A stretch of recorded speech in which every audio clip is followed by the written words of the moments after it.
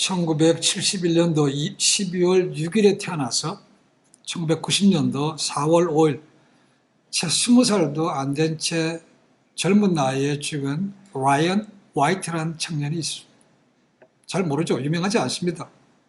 태어나서 그렇게 유명한 사람으로 태어난 사람은 아니었습니다. 근데 그가 주목을 받게 된 것이죠. 그 이유가 있습니다. 그가 태어난 지 3일 만에 부모님들이 의사로부터 놀라운 소리를 듣습니다. 얘가 혈우병에 걸렸다는 것입니다. 혈우병은 이 혈액이 응고가 잘 안 돼서 한번 피가 나면 잘 계속 흘러나오는 것이죠. 3일 만에 그걸 알았다는 것이죠. 얼마나 부모님 마음이 낙심됐겠습니까? 그래서 백방으로 이제 또 이 병을 고칠 수 있도록 많은 노력을 합니다. 그리고 그가 13살 되었을 때 이제 피를 수혈하는 과정에서 그가 에이즈에 걸립니다. 이게 설상가상이죠, 그죠? 좋게 하려다가 오히려 더 에이즈라는 병까지 걸렸다는 겁니다.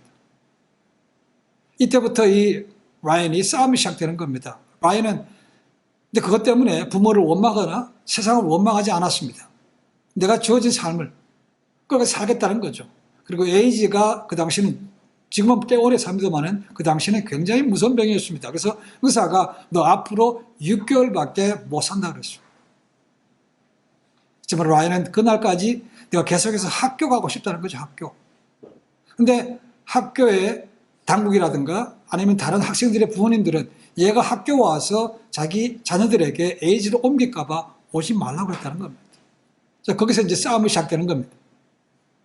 교육청과 학교와 이 라이언 간에 싸움이 시작된 것이죠. 그래서 이 라이언에 대한 얘기가 신문지상에 거의 매일 오르게 되고 TV에도 보도가 되기 시작하는 것이죠.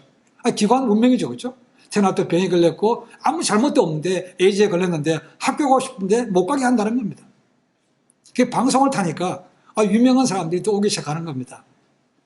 레이건 대통령, 그 다음에 마이클 잭슨 같은 사람이 찾아와서 병문안도 선물도 주더라는 거죠. 그러면서 이 얘기가 알려지게 되고 같이 돕는 사람들이 생겼습니다. 그래서 이 라이언도 에이즈라는 것이 나쁜 것이지만 이렇게 해서 걸릴 수도 있다. 그렇지만 걸린 사람들을 도와줘야 된다는 것에 적극적으로 동참하기 시작했습니다. 그런데 죽음은 피해가지를 못했습니다. 그래서 그가 20살 되기 전에 19살 때 결국 그가 죽습니다. 그리고 그가 죽었던 1990년도 12월 그 연말에 미국 의회에서 새로운 법안을 만들었습니다. 그 법안의 이름이 라이언 화이트 케어 액트라는 겁니다. 에이즈 환자들에 대해서 더 많은 펀드를 주자는 것이 통과가 되었습니다. 이 사건을 계기로 어떤 유명한 사람은 자기 이름으로 에이즈 파운데이션도 만들었습니다. 그리고 마이클 잭슨이 이 라이언을 위해서 노래도 만들었는데 노래 제목이 그렇습니다. Gone Too Soon. 너무 빨리 갔다는 겁니다. 후에 클린턴이 대통령을 취임할 때 마이클 잭슨이 초대받아서 이 노래를 라이언에게 드렸던 그 노래를 부르기도 했습니다. 많은 사람들이 도전을 줬지만 특히 크리스찬들에게 감동을 준 것은 그가 마지막으로 아버지와 대화했던 그 얘기가 보도가 된 것입니다. 아버지가 얘기합니다. 아들아 미안하다. 이제 내가 더 이상 내게 줄 것이 없다. 그 아버지 마음이 어떻겠습니까? 그렇죠? 그때 놀랍게도 라이언이 이렇게 얘기했다는 겁니다.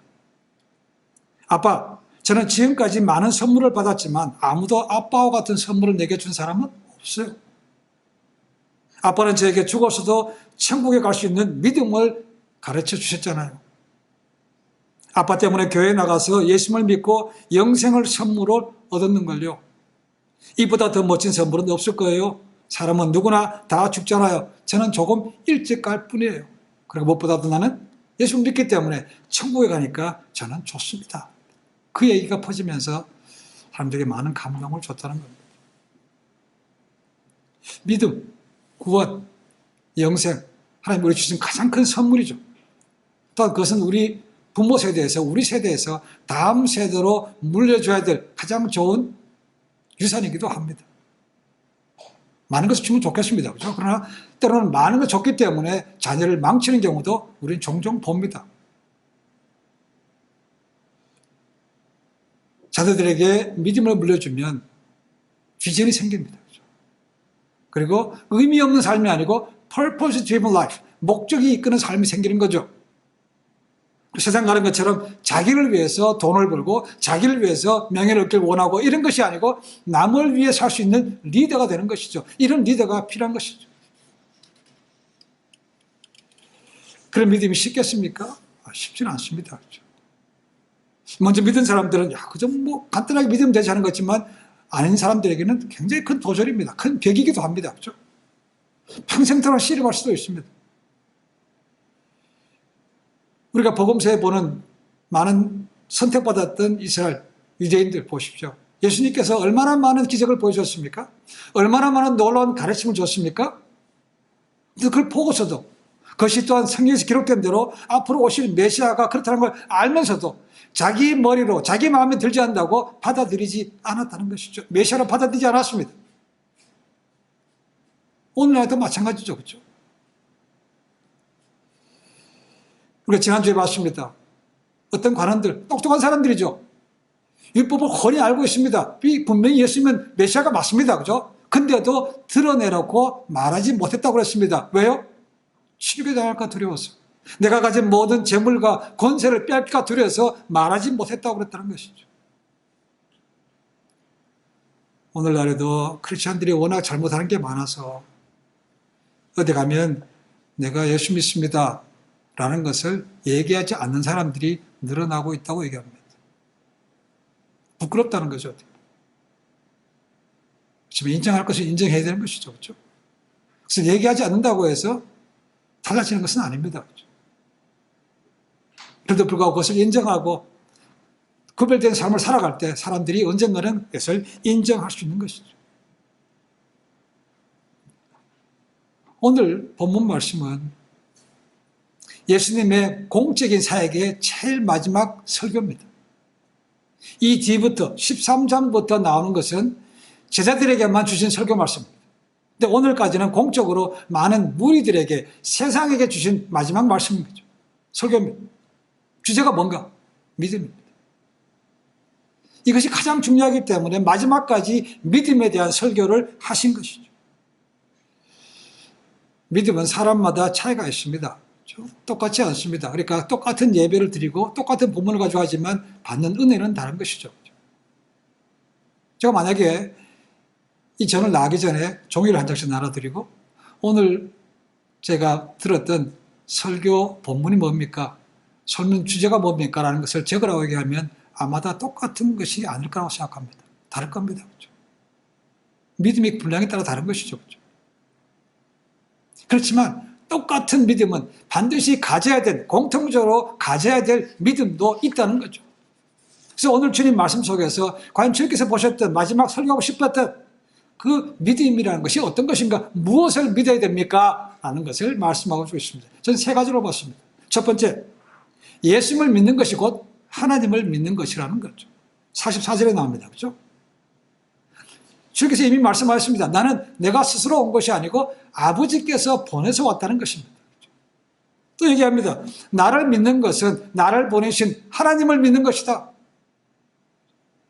나를 보는 것은 나를 보내신 하나님을 보는 것이다 라고 말씀합니다. 그리고 내가 말하는 것은 내가 스스로 말하는 것이 아니고 그분이 내게 하시는 말씀을 그대로 전한 것밖에 없다라고 말씀하신 거죠. 결과적으로 얘기하면 예수님이 본질적으로 하나님과 같은 분이라는 것이죠. 계속해서 얘기합니다. 이미 우리는 요한복음을 통해서 앞에서 수십 많이 봤습니다. 가장 먼저 나온 것이 요한복음 1장 18절입니다.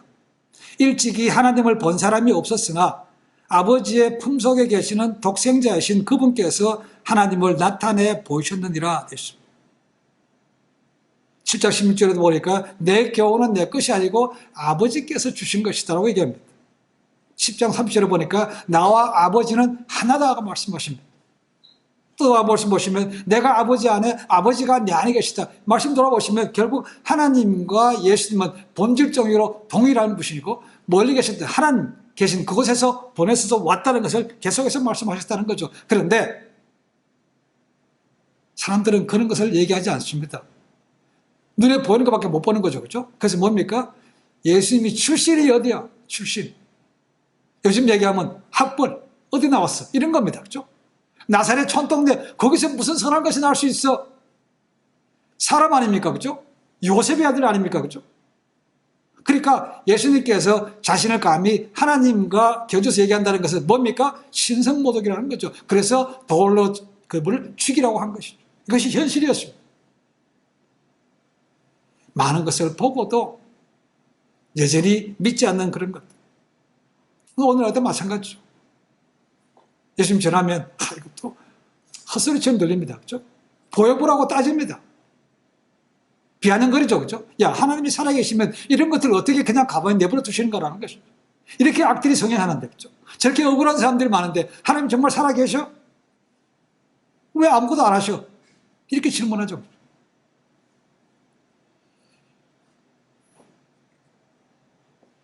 복음은 하나밖에 없습니다. 그죠? 그럼 복음서는 4개입니다. 그래서 각 복음서마다 특징이 있습니다. 마태복음은 예수님이 왕 대신 왕을 나타내는 것이죠. 가스펠로도 킹이라는 것입니다. 그래서 족보가 따지는 거죠. 유대인의 왕들이 나옵니다. 그렇죠? 예수님께서 다윗의 후손 왕으로 오신다는 것입니다. 마가복음은 이래같이 서두 없습니다. 바로 예수님께서 사역하시는 모습이 나옵니다. 그래서 가스펠로도 servant of God, 하나님의 종이라는 것입니다. servant를 강조하고 있습니다. 누가복음은 사도 누가는 인자라는 말을 강조했습니다. 사람이었다는 거죠. Son of Man, 인자라는 것을 강조하고 있습니다. 예수님이 인간이었다는 것입니다. 마지막으로 요한복음은 반대입니다. Son of God, 예수님의 신성을 강조하고 있습니다. 신성. 인간인과 동시에 그 본질은 하나님이라는 것이죠. 그래서 요한은 처음부터 우리가 지금 본 것처럼 7번에 걸쳐서 I am이라는 말씀을 씁니다. I am, 에이고 에이미. 이건 하나님만이 쓸 수 있는 단어입니다. 예수님께서 일부러 그 말씀을 쓰신 것은 내가 곧 하나님이라는 것이죠. 7번 나옵니다. 그리고 7번의 표적이 나온다고 했습니다. 표적. 사도 요한은 예수님께서 하셨던 많은, 요즘 얘기하면 기적이죠. 미러클이라고 표시하지 않고 사인으로 표시해요. 사인. 사인은 뭡니까? 우리가 길거리 가다 보면 사인판 나오죠. 그죠? 굽어서 가는 길, 돌아가는 길, 돌 떨어지는 길 나옵니다. 그걸 통해서 조심하라는 얘기죠. 그죠? 그러니까 이런 사도 요한이 7번을 거쳐서 기적을 예수님 것을 표적이라고 말한 것은, 예수님께서 기적을 행하신 것은 결국 이걸 통해서 내가 하나님께서 보내신 구약에서 예언된 메시아 그 사람이라는 것을 보여준다는 것이죠. 그래서 세븐이라는 것을 강조했다는 거죠. 세븐, 7번의 I am, 7번의 signs, 7이라는 것은 하나님의 숫자라는 거죠. 그걸 보여주고 있는 것입니다. 예수께서 계속 말씀하십니다. 그죠? 나를 본 자는 하나님을 봤다. 말씀하시는데도 나중에 빌립이 또 얘기합니다. 우리에게 아버지를 보이시옵소서. 여기서 말씀하시죠. 야, 나를 본 자는 이미 아버지를 봤거늘 뭘 보여달라고 그러냐. 옆에 있는 제자들도 마찬가지였습니다. 그렇죠? 이렇게 참 믿는 것이 어떻게 보면 쉬운 것은 결코 아닙니다. 그렇죠? 믿음의 분량 따라서 받아들여야 되는데, 본질은 뭡니까? 예수님께서 인간으로 오셨지만 하나님의 아들이라는 것입니다. 하나님의 아들.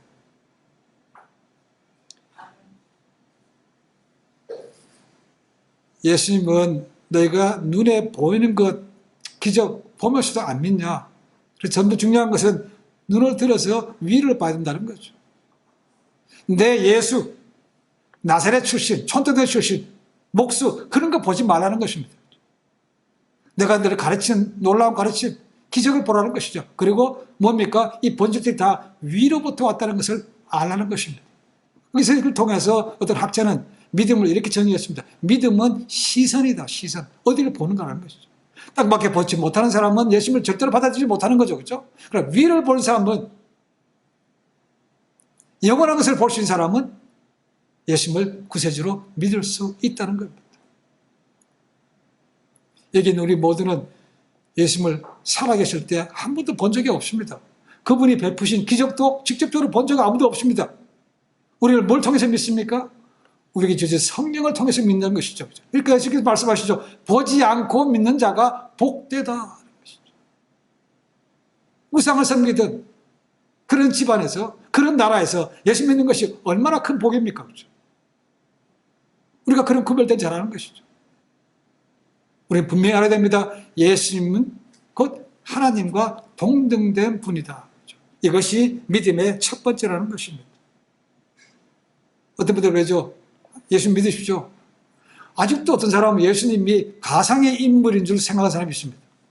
웃기는 사람들이에요. 예수님 분명히 살아계셨던 실존한 인물입니다. 그렇죠? 4대 성인 가운데 한 분입니다. 따질 수 있는 것은 그분이 하나님이냐 아니냐 그것이 중요한 것이지 인간이 아니라고 생각하는 사람도 있다는 겁니다. 보여버려요. 우리가 보여줄 수 있습니까? 못 보입니다. 왜요? 우리 죄인은 하나님을 볼 수가 없죠. 그렇죠? 또한 그분은 여기시기 때문에 볼 수가 없습니다. 또한 그분을 보면 어떻게 되기 때문에 못 봅니까? 그분의 영광 때문에 죽기 때문에 우리는 보여줄 수가 없습니다. 그렇죠? 그렇지만 우리가 만났던 하나님을 보여줄 수는 있습니다. 증거할 수 있다는 것이죠. 그래서 체험이라는 것이, 간증이라는 것이 굉장히 파워풀한 것이죠. 나는 그런 하나님을 만났다는 것이죠. 은혜를 통해서, 말씀을 통해서 만난 것이죠. 그것이 우리의 믿음의 본질입니다. 죄인인 사람으로서는 거룩하신 하나님을 볼 수 없기 때문에 결국 하나님께서 뭡니까? 너희가 볼 수 있는 사람을 보내주신 거죠. 대신 보내주신 거죠. 그렇죠? 그래서 하나님의 아들, 하나님과 동등된 그분을 보내셔서 내가 너희를 사랑한다 라는 것을 알려주신 것이죠. 그래서 이 땅에 오신 사건이 성육신, 인카네이션이라는 것이 그렇게 중요한 것이죠. 이제 한 달 반 정도 지나면 저희가 성탄절 지킵니다. 크리스마스. 또 그날은 아니지만, 그죠? 그것을 기념하는 날인 것은 분명한 것이죠. 그래서 그렇게 중요한 것입니다. 예수님 말씀하십니다. 마지막 공처 소개하시면서 나를 본 자는, 나를 믿는 것은 곧 하나님을 믿는 것이다 라고 말씀하십니다. 두 번째로 뭐라고 했습니까? 46절 말씀 보니까 예수님을 믿는 자는 빛 가운데 거한다 라고 말씀하고 있습니다. 빛 가운데 거한다. 나를 믿는 것은 빛 가운데 거하는 것이다. 자, 사도 요한은 시작할 때부터 다른 복음서와 다릅니다. 그죠? 뭐 어디서 뭐 태어났고 누구 족보 따지지 않습니다. 태초에 말씀이 계셨다. 그 말씀이 곧 하나님과 함께 계셨고 그 말씀이 곧 하나님이라고 말합니다. 그런 다음에 그분이 빛이었다는 것이죠. 그냥 빛도 아니고 참 빛이었다고 말하고 있습니다. 빛을 강조하고 있습니다. 그렇죠? 근데 그 빛이 이 땅에 왔지만 어두웠던 세상은 그 빛을 알아보지 못했다는 겁니다. 오히려 더 배척했다고 말하고 있습니다. 그분이 빛으로 이 어두운 세상을 비치고 죄인들을 건져내시고 죄인들을 죄에서 해방시키기 위해서 친히 오셨다는 것이죠. 근데 알아보지 못했습니다. 지금 싫어한 것이죠. 우리가 때로는 영화 보러 갑니다. 그죠? 영화 보러 가면 깜깜한 데서 봅니다. 근데 약간 깜깜한 데서 보고 있는데 누가 갑자기 문을 열었다. 그럼 바깥에서 뭐 햇빛이 들어오든 아니면 불빛이 들어오면 사람들이 뭐라 합니까? 빨리 문 닫아라고 그러겠죠. 왜냐하면 영화가 잘 안 보이니까. 싫다는 겁니다. 그죠? 사람들이 마찬가지였다는 것이죠. 제가 익숙하니까 이제 그게 편해. 자꾸 모아서 바른 소리 하면 듣기 싫은 것과 똑같은 것이죠. 그래서 참빛이 이 땅에 왔지만 그 죄인들은 그것을 깨닫지도 못하고 오히려 배척했다는 것이 성경의 진리입니다. 지금도 마찬가지입니다. 예수님은 내가 참빛이고 그리고 나를 믿으면 너희도 빛의 자녀가 된다고 말씀하고 있다는 겁니다. 그 예수님의 빛과 우리가 받은 빛은 다릅니다. 태양과 달의 관계라고 보시면 됩니다. 태양은 빛을 발하는 것이죠. 달은 그 태양의 빛을 받아서 반사하는 것에 불과합니다. 그렇죠? 그래서 우리도 주님의 그 빛을 받아서 다른 사람들에게 빛을 비추는 반사된 그런 빛으로 된다는 것이 빛의 자녀라는 것입니다. 근데 그렇게 살아야 되는데 그렇게 못 살면 곤란한 거죠. 문제는 거기에 있습니다. 빛의 자녀라는 타이틀만 갖고 있는데 빛을 발하지는 못해.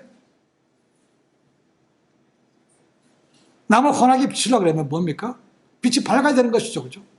근데 내 발 앞도 비치지 못하는 그런 가물가물한 빛을 하면 자기도 힘들고 남을 어두운 세상을 밝히지도 못하는 거죠. 믿음의 사람이 빛의 자녀로 살지 못하면 세상은 더 밝아지지 않습니다. 예수님 말씀하십니다. 내가 빛의 자녀가 되기 때문에 더 이상 어둠에서 실족하지 말라고 말씀하십니다. 실족. 96년도에 중국에 처음 갔을 때 정말 말 그대로 칠흑 같은 어둠이 뭔지 처음 시작합니다. 와, 진짜 깜깜합니다. 달도 없어요. 가등도 없습니다. 진짜 깜깜합니다. 그래서 나는 왜 갈 때 준비물에 반드시 플래시라이트를 가져가야 되는가 처음 알았습니다. 그게 없으면요, 완전히 석양하고 똑같습니다. 안 보이니까 한 발을 못 디디겠어요. 어둠에 있으면 넘어지기 쉽습니다. 그렇죠? 근데 우리가 빛을 받아서 빛의 자녀가 됐기 때문에 이제는 더 이상 그 어둠을 두려워할 필요도 없고 어둠에서 넘어질까 염려하지 않아도 되는 것이죠. 그래서 시편 119편 그 긴 글에 보시면 뭡니까? 주의 말씀은 내 발의 등불이요, 내 길의 빛이라고 말하고 있습니다. 그것이 있기 때문에 우리 인생이 넘어지지 않을 수 있다는 것이죠. 그래서 사도 바울은 얘기합니다. 내가 더 이상 어둠이 거하지 말고 어둠의 옷은 벗어버리고, 벗었으면 입어야 되는 거죠. 그죠? 뭘 입어야 됩니까? 빛의 옷으로 입으라고 얘기합니다. 빛의 갑옷을 입으라고 얘기합니다. 그래서 로마서 12장이 나옵니다. 그 이어지는 말씀은 로마서 13장 13절 14절에 보면 어거스틴이 회심했던 그 말씀이 나옵니다. 거기 이렇게 되어 있습니다. 빛의 갑옷을 입는 것을 이렇게 표현하고 있습니다. 낮에 행하듯 단정히 행합시다. 흥청거리거나 술 취하지 말고 음행하거나 방탕하지 말며 다투거나 시기하지 맙시다. 오직 주 예수 그리스도를 입고 정욕을 채우려는 육체의 일은 꾀하지도 마십시오라고 얘기하셨습니다. 이것이 예수님을 믿고 빛의 자녀로 산 삶이 추구해야 될 삶이라는 거죠. 한순간에 되는 것은 아니라고 얘기했습니다. 하지만 그것이 계속해서 바뀌어 가야 되는 것이죠. 우리가 빛의 자녀가 된 것은 굉장히 감사한 것입니다. 그러니까 동시에 다른 사람을 비춰줄 수 있는 의무감도 있다는 것이죠. 세상을 밝혀야 될 의무가 있다는 것입니다. 그래서 우리는 특권만 따지기 전에 거기에 따른 책임과 의무도 있다는 것을 아시고 우리가 바꿔서 가야 되는 것이죠. 그렇게 되려면 우리가 늘 빛으로 충만해야 됩니다. 성령을 가진 것만으로 안 된다고 그랬습니다. 그렇죠? 뭘 받아야 됩니까? 성령의 충만을 받아야 된다는 것이죠. 촛불로는 안 됩니다. 그죠? 강하게 나갈 수 있는 플래시라이트 같은 힘 있는 것이 되어야 되는 것이죠. 이 성령의 충만을 받지 못하면 우리가 그렇게 할 수가 없는 것이죠. 사도 베드로는 우리에게 바뀐 신분에 대해서 말하고 있습니다. 우리가 잘 아는 대로 너희는 택하신 족속이요 왕 같은 제사장이요 거룩한 나라요 그의 소유된 백성이라고 말합니다. 우리 신분이 바뀐 건 너무 좋습니다. 근데 우리는 그 뒷부분을 잊어버립니다. 베드로전서 2장 9절 뒷부분을 보시면 왜 하나님께서 우리에게 그런 신분을 바꿔주셨는가 이유가 있습니다. 뭐냐면 너희를 어둠에서 불러내어 기이한 빛으로 들어가게 하신 그분의 선함을 증거하거든요. 증거. Show the goodness of God이라고 되어 있습니다. 하나님의 선하심을 보이기 위해서 너희가 신분을 바꿔준 거라는 것이죠. 제가 언제가 말씀드렸습니다. noblesse oblige라는 말을 듣겠습니다. noblesse oblige. 영어로 하면 nobility obliges라고 되어 있습니다. 우리말로 번역하면 귀족은 의무를 갖는다는 것입니다. 귀족이라는 신분이 얼마나 높습니까? 그죠? 명예도 있고 권세도 있고 돈도 있습니다. 그죠? 그런데 행동이 뒷받침되지 못하면 덕이 안 되는 것이죠. 누가 존경합니까? 그죠? 그래서 노블레스 오블리주라는 것은 그 신분에 합당한 삶이 뒷받침돼야 된다라는 것입니다. 우리가 왕 같은 제사장이 됐어요. 왕도 좋은 거 아닙니까? 제사장도 좋은 것이죠. 근데 그러려면 우리가 합당한 신분이 뒷받침돼야 된다는 것이죠. 그렇지 않으면 기독교를 해보고 개독교라는 것과 똑같은 거죠. 예수쟁이들. 예수 믿는 사람들이 아니고 크리스찬이 아니고 예수쟁이들. 비아냥거리는 것이죠. 그렇죠? 비춰자면 우리가 그렇게 되는 것이죠. 우리가 그렇게 교회가 개인이 그렇게 살지 못하면 세상을 향해서 빛 되신 주님 앞으로 오십시오. 믿으십시오라고 외치지를 못하는 거죠. 콧방귀밖에 안 낍니다. 너나 잘하세요서밖에 못 듭니다. 예수께서 마지막 공천 설교, 나를 믿는 것은 하나님을 믿는 것이다. 그리고 너희가 빛의 자녀가 됐기 때문에 내가 빛 가운데 거하라. 더 이상 어둠 가운데 넘어지지 마라. 그리고 세 번째는 뭐라고 말씀하고 있습니다. 믿음에 대한 심판이 있다고 말씀하십니다. 48절에. 예수께서 분명히 오신 목적에 대해서 말합니다. 예수님께서 첫 번째 2000년에 오셨습니다. 그렇죠? 왜 오셨습니까? 이 땅을 죄에서 구원하시기 위해서 오셨습니다. 이것이 첫 번째 목적입니다. 내가 온 목적은 구원이라는 것이죠. 그래서 내가 심판하지 않는다고 말씀하십니다. 그렇죠? 그 말 들으면 뭐 안 믿어도 되네. 심판이 없네. 아닙니다. 그 이어지는 말씀 보시면 심판이 있어요. 누가 합니까? 기준이 뭡니까? 내가 너에게 한 말씀이, 내 말이 내가 심판의 잣대가 된다고 말하고 있습니다. 예수께서 말씀하셨습니다. 무슨 말씀입니까? 나는 아버지께로부터 왔다. 아버지와 나는 동등한 분이다. 나는 구약에 예언되었던 메시아다. 이것을 계속해서 말씀하셨죠. 그죠? 그것을 믿느냐 안 믿느냐, 그것이 심판의 잣대가 된다는 것입니다. 그러니까 심판은 분명히 있습니다. 선택은 우리가 하는 것이지만 그게 대가가 있다고 분명히 말씀하고 있는 것이죠. 말씀이 기준입니다. 아까 말씀드렸지만 우리가 예수를 믿게 된 것은 우리는 본 적도 없는데, 그죠? 성경을 통해서 믿게 된다는 것이죠. 그냥 쓰여진 말씀인데, 그죠? 어느 순간 이 쓰여진 말씀이 확 살아서 들어옵니다. 글자도 크게 보기도 하고 찌르기도 하고 답답하기도 하고 이런 것이라는 거죠. 그것이 하나님을 만나는 것이죠. 그죠? 그 삶, 이 말씀이 나중에는 심판의 잣대, 기준이 된다는 것이죠. 우리가 처음 사랑들 기억합니다. 예수 믿고 나서 나 같은 죄인을 구하시기 위해서 하늘 보좌를 버리시고 대신 십자가에 죽으셨습니까? 너무 기쁜 것이죠. 그죠? 그래서 눈물 펑펑 흘리고 예수님을 구세주로 영접했습니다. 말씀이 그렇게 답니다. 그죠? 근데 시간이 지나갑니다. 그래서 우리 믿음도 식습니다. 그러다 보니까 어느 순간 그 말씀이, 그 좋았던 기뻤던 말씀이 이제는 점점 싫어져요. 또 똑같은 말씀. 또 뭐 이러지. 하기 싫어집니다. 마치 말씀을 전혀 모르는 사람처럼 행동할 때도 있다는 것입니다. 떠오르기도 하지만 그건 옛날 얘기, 그건 이스라엘에 관한 얘기, 오늘날에 안 맞아, 이렇게 해서 그냥 수술 말씀을 뒤로 한다는 것이죠. 그리고 내가 먼저, 내 이익이 먼저 앞설 때도 많다는 것이죠. 그 때문에 점점점 하나님과 멀어지기 시작하는 것은 당연한 것이고 내 영적도 점점 죽어가는 것이죠. 근데 하나님께서 우리를 사랑하시기 때문에 너 그러면 안 된다 라고 해서 우리에게 징계를 주시니까 감사한 거죠. 그죠? 정신 차리고 돌아오는 거 아닙니까? 버뜩 정신 차리고 이렇게 하면 안 되지. 이게 감사한 것이죠. 그래서 히브리서 나오는 게 그겁니다. 그죠? 징계는 모든 사람이 있는 걸, 징계가 없으면 사생활하는 말씀이 그 말입니다. 사랑하시기 때문에 우리에게 때로는 정신 차리라고 징계를 주시니까 그것도 감사한 것이죠. 늘 말씀을 가까이 하셔야 됩니다. 말씀이 등불이고, 그러니까 시편 저자가 시편 150편 긴 거에 1장을 시작하면서 뭐라고 얘기합니까? 복 있는 자는 하나님 말씀을 사모해서 주야로 묵상하는 자가 행복한 사람이요 복 있는 사람이라고 말씀하고 있는 거죠. 그것이 시편의 시작입니다. 맨 마지막은 여호와를 경외하는 것으로 끝나는 것이죠. 찬송할지어다.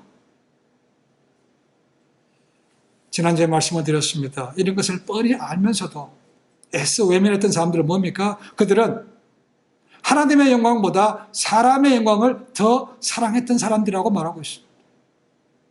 또 우리가 살다 보면 그렇습니다. 하나님의 말씀이 뭔지 분명히 압니다. 그죠? 이렇게 하면 안 되는 줄 압니다. 그런데 지금 눈앞에 있는 현실은 그렇지 않은 것이죠. 딱 한 번인데 뭐. 딱 한 번 눈 감으면 되는데.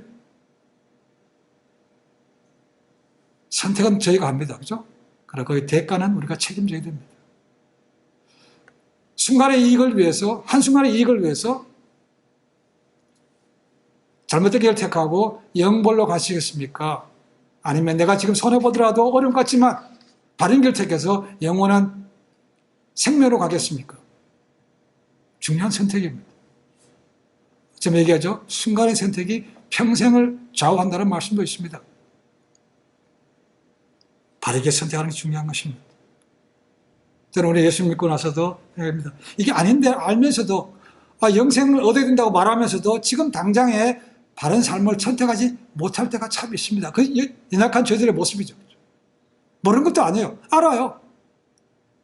아는데도 그 일을 택할 때가 있다는 것이죠. 그러니까 그럴 때는 얼마나 마음에 자책감이 많이 듭니까?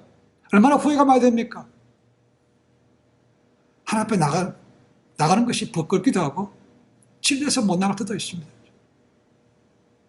자꾸 그것이 쌓이면 정죄감이 되다 보면 하나님 앞에 못 나갑니다.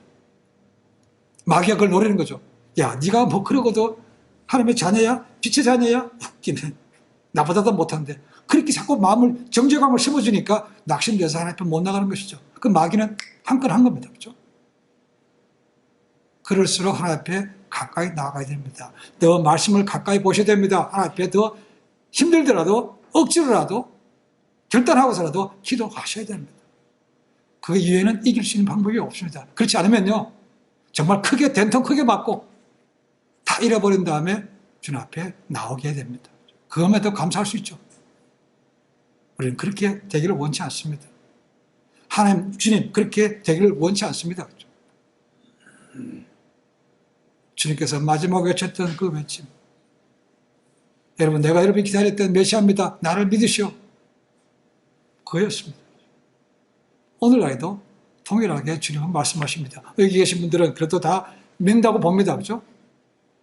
그렇다면 내가 받을 건 뭡니까? 내가 빛의 자녀라는데 빛의 자녀로 바르게 살고 있는가? 그걸 받으시면 되는 거죠.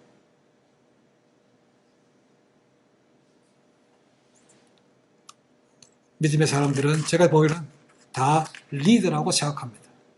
왜요? 믿음의 사람들은 좋게 나쁘게 다 다른 사람에게 임팩, 영향력을 주기 때문에 그렇습니다. 그러니까 우리 모두는 리더입니다. 앞서가는 리더가 잘못되면 뒤에 따라가는 사람은 다 같이 잘못될 수밖에 없습니다. 예수님께서 나를 따라오라. 바울도 얘기합니다. 나를 따르라고 얘기합니다. 나를 본받으라고 얘기합니다. 교만한 말이 아닙니다. 그렇죠? 바울이. 완벽하다는 얘기도 아닙니다. 내가 주님 앞에서 말씀처럼 살려고 몸부림치는 것처럼 너희도 그렇게 몸부림치라라는 것입니다. 주님께서 공적으로 무리들에게 하신 말씀이 그겁니다. 요즘 얘기하면 피터하면서 그렇게 말씀하셨습니다. 나를 믿어야 된다. 그리고 믿었으면 빛의 자녀로 살아라. 그렇지 않으면 소금이 맛을 잃으면 사람들에 밟히는 것처럼 아무 세상에 도움이 안 되는 것이죠. 정말 쓰잘데기 없는 겁니다. 한 달을 보내면서 다시 말씀 앞에 돌아가서 내가 삶은 어떤 것인지, 내가 빛의 자녀로서 열매가 있는지 돌아보시고 남은 기간 동안 다시 또 결심하셔서 주 앞에 빛의 자녀로서 열매 맺는 삶, 그 사람들에게 좋은 임팩을 줄 수 있는 그런 삶이 되실 수 있기를 주님의 간절히 축원해 드립니다. 기도하겠습니다.